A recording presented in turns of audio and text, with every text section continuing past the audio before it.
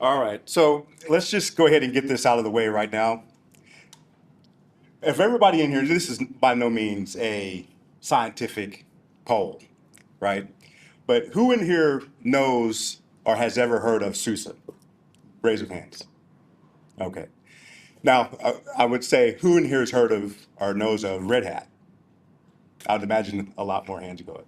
Right, so the thing I want to kind of bring out here is that SUSE has been around for many, many years, and I'm going to go through that as I talk through these slides. But I wanted to at least get the framework out there that SUSE and Red Hat are, in its essence, related. All right. So as I've already been introduced, my name is Prentice Frye, and I lead the telco sales for North America and Latin America for SUSE. I've been in the telco industry for the entirety of my career. I'll just be quite honest, right? And as I've been here and I've kind of listened to some of the other talks that have gone before me, and I started realizing that there's a large Department of War relationship between srsRAN and Okuda with what we're doing here. It reminded me of my co-op studies when I was working on my master's. So when I was working on my master's, I did a co-op for a company by the name of Laral Vought, ultimately became Lockheed Martin. And I'm telling you the story because this is how I got interested in wireless. At the time when I was doing my co-op, we were working on a program called the Multiple Launch Rocket System, and MLRS. And what I was doing with the engineer that I was kind of paired with was putting on GPS onto the missiles in order to improve the accuracy and the guidance of those missiles. I had no idea what wireless was at that time in my life. I had no idea what GPS was at that time in my life. And I fell in love with it from that point forward. And from then on, I started studying RF. Ended up as a RF engineer directly out of school, going to a company by the name of Nortel Networks, which many of you may or may not be familiar with at this time, because as they say in the financial world, they are no longer a going concern. They filed for bankruptcy in the I would say like 2009, 2010 timeframe, and I ended up at that company called Ericsson. But that's enough about me. Let's talk a little bit about SUSE. So as you can see here on the slide, SUSE is a German-based company. It's an open source software company that develops and sells products based on Linux. I mean, you can probably get that directly off the website. What is interesting, and the reason why I asked the question about the familiarity with SUSE and your familiarity with Red Hat, is SUSE started in 1992, and they were actually the first company to start marketing Linux to the enterprise at that time. And this was actually a year before Red Hat started doing it. So, I mean, you can kind of tell already the trajectory of the two companies has kind of diverged quite substantially, which is one of the reasons why I'm here. I wanted to advocate a little bit more about what SUSE is doing from an open source perspective, how we're involved with the Silver Project, and also some of the work we're going to be doing with srsRAN. Hopefully, I think you're going to be in our booth at MWC. I don't know if that's been ultimately decided yet, but that's the goal. So we have a relationship in all three fronts. So I just want to kind of draw back and talk a little bit about the big picture from an industry perspective. And I'm sure all of these challenges are going to be common and not unique to anything that you're aware of today. But we know that the telecom industry has been facing several challenges over the last several decades, I would say. One of them is just, they have an inability to innovate quickly, right? The acceleration for innovate, they want to accelerate innovation. They've had trouble doing that. We've talked about this over the last day or so about how, Okuda is going to hopefully help that as well. Securing the modern infrastructure. Now, I tell this story because I think I got a post about it today. The infrastructure has had several issues. I probably have, and I mean, I'm sure this is common for many of you. I probably have 3, maybe 4 credit monitoring services. This is a thing that we do in the US. I don't know if they have that internationally, but I have probably 3 or 4 free credit monitoring services because of some failures of security in the major network operators here in the US. And that was part of the agreement that they made, that they would allow us to get credit monitoring in case somebody tried to impersonate us or steal our social security numbers, right? So securing the modern infrastructure is also a big concern, and that's something that the industry continues to face. Accelerating, the cloud native transformation is another issue and objective that they're trying to overcome today. And then finally, optimizing costs across this distributed architecture. So as they make this journey from the purpose-built, appliance-based applications that they've been deploying to the more cloud-native applications that the industry wants to deploy in order to reduce costs, there's a need to optimize the cost and accelerate their access to new revenue streams. So now, how does Project Silva even have anything to do with this, right? And what is Project Silva? So Project Silva was started by the Linux Foundation in Europe. And as I've mentioned earlier, I've talked to a lot of North American operators. I've talked to operators in North America, Canada. I have responsibility in LATAM as well. And there's not a lot of understanding or even information about what Project Silva is. So one of the reasons I wanted to have this talk was just to kind of introduce that to some of the folks that are here, right? So what is it, right? Well, so, like I said, it started out as an open source project in the Linux Foundation in Europe. And the whole goal was to create a unified cloud platform that was delivering open source and published APIs, right?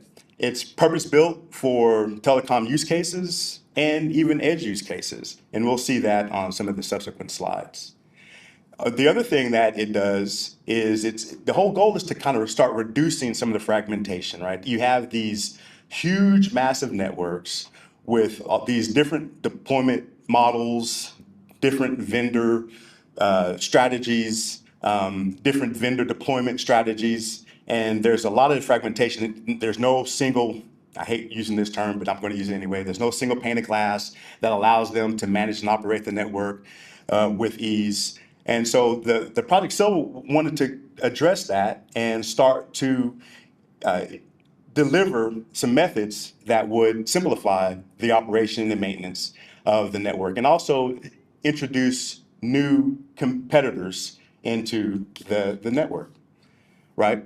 And then finally, I think, and most importantly, because we've talked a little bit about this this week, is the integration activities. One of the things that Silva does is they introduce these validation centers, right? Where you kind of take the responsibility a little bit away from the operator itself. And Silva has these validation centers where different vendors can come in, validate their software on top of the Silva stack, and get a certification that essentially indicates that it's available to be deployed in a public and large mobile network operation.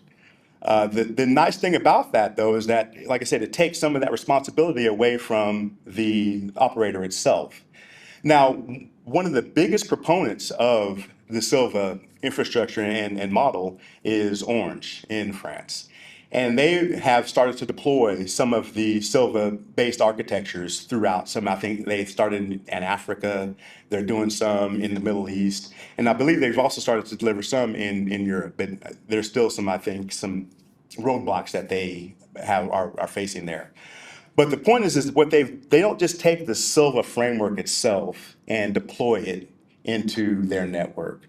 They take it, they industrialize it, and then you can also customize it because it's open source to meet your needs. And that's the model that I think we're starting to emerge with Okuda, along with what we're doing with Project Silva. Now, why does this even matter, right? Well, at the end of the day, the goal is to have every CNF be able to run just like it does in enterprise, right? If you think about it, when you load an application onto a Linux operating system, you don't expect to have run into a bunch of issues, right? I mean, that's the whole idea. And so how do we bring those same principles to the telecom space? And that's ultimately the goal. Because what we end up doing, what we've been doing, is creating these silos through their respective ecosystem. And you have these certifications and integration points that may or may not work depending on which vendors you pick. So as a result, the choice for the operators of which vendors they can put into their network has become very, very limited. I mean, that's what we're seeing. That's what we've been experiencing. I mean, we could list off the top of our heads the four major vendors that are that dominate the entire space of telecom. But this is really unnecessary. Because almost all cloud stacks are based on Linux, and that's what we're trying to do with Okuda, is make Okuda the Linux of the RAN. So again, the idea is to make it such that you can start deploying these CNFs on a common infrastructure layer that provides the same level of performance and capability that you would receive if you were to buy a stack directly from one of the largest mobile network software vendors that exist today. So, in Silver's words, I pulled this slide directly from, I think it was one of the Silver workshops in Europe, maybe about a year or so ago. But, they basically have identified the same issues that I discussed earlier, right? There's this solid approach of deployment today. We need to break that. There's these security threats that are pervasive, and we need to address those security threats as well. Getting new network functions, getting best-of-breed network functions, getting access to new revenue models through new use cases with new software vendors is also paramount. But how do you do all that along with delivering the automation that's needed in order to manage these networks that have now become completely disaggregated? Those are the goals of the Project Silva. Now, let's look at Silva in the network itself. And I think this slide will start to make more sense as to where Okuda could really be a very beneficial addition to the project, right? Because you see very clearly, there's the DU and the CU can run on the Silva CAS layer. You could also run, the UPF, and then you have other use cases like the CDN use case that you see there, or other CNFs that some of the operators can start using to generate new revenue streams.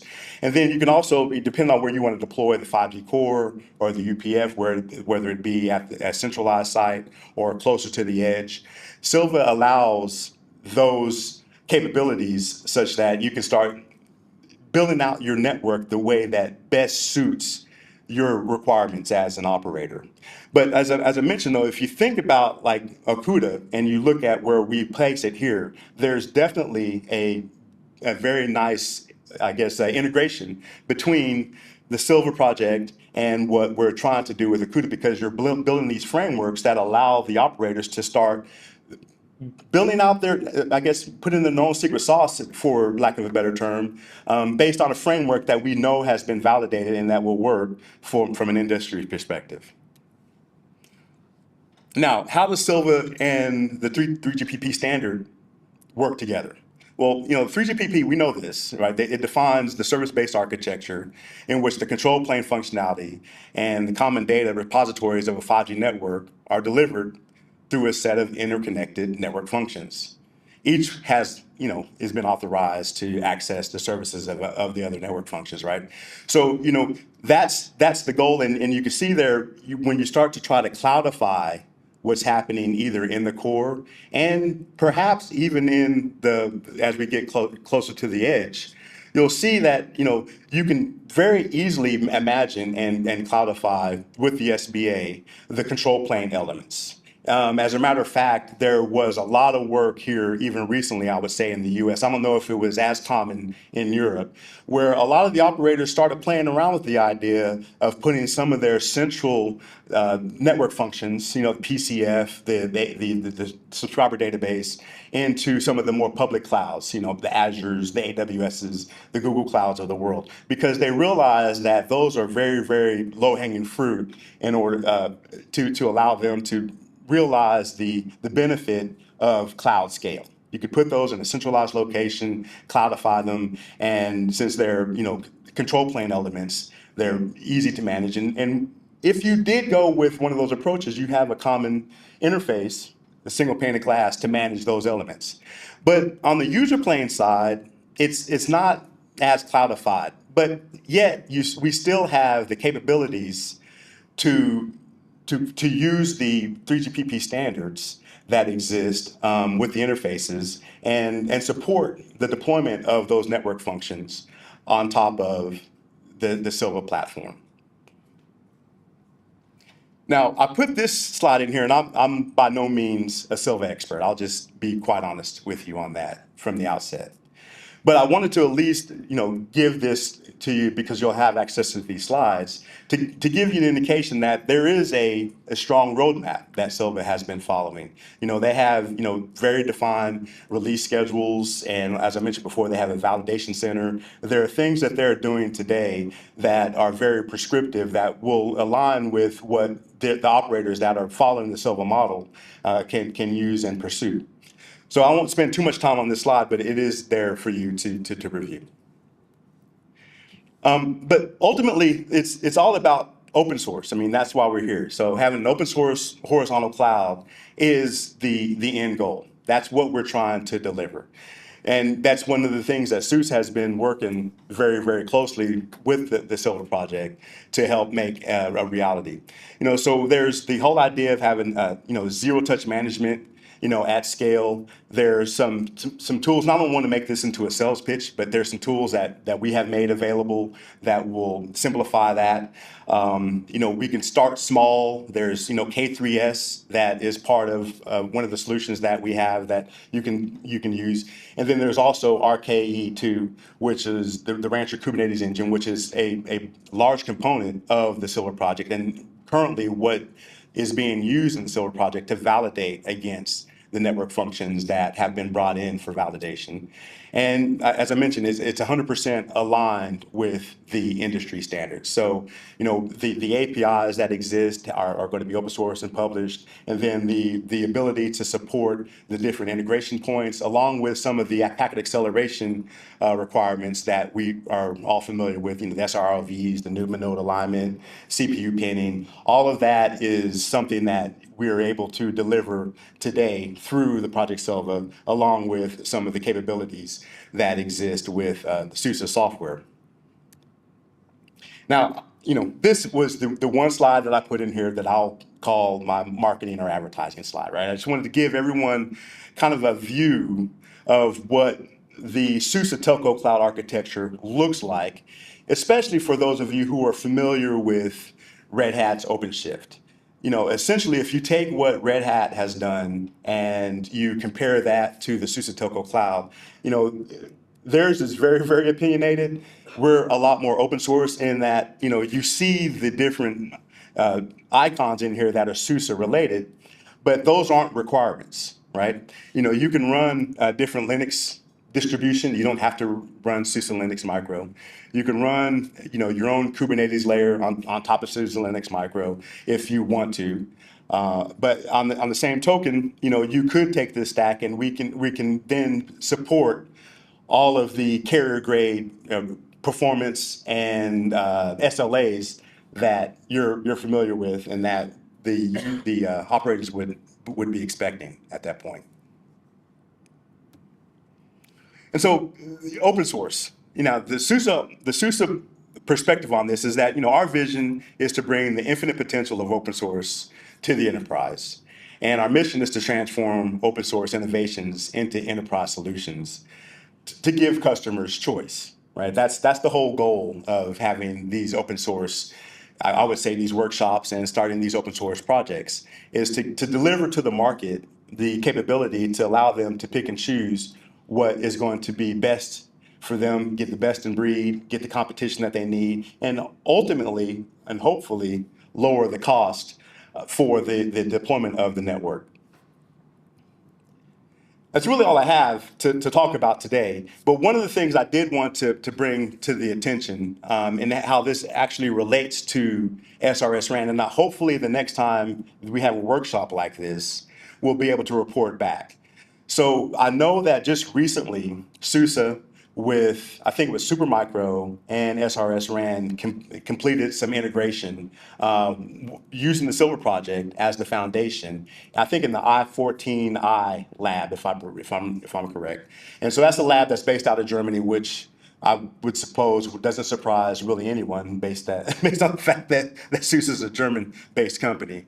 But I would imagine that in a future session, we can start reporting back what that integration activity, the outcome of that integration activity, and maybe some of the performance results, and some opportunities for potential use in the market. But I'll stop there, and if you have any questions, I'll take and field them now. All right.